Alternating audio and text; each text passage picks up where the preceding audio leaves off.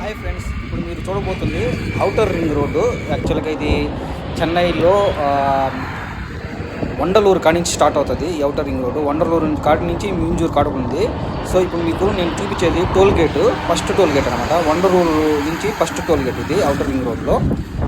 చూడండి ఫ్రెండ్స్, ఇది చాలా బ్రాడ్గా ఉంటుంది రోడ్డు, 6 వే ఇది. బాగుంటుంది రోడ్డు. వండలూరు కాడి నుంచి స్టార్ట్ అయ్యి మింజూరు కాడ వస్తుంది. మధ్యలో మనకు రెడ్ హిల్స్ అన్నీ టచ్ అవుతాయి అనమాట.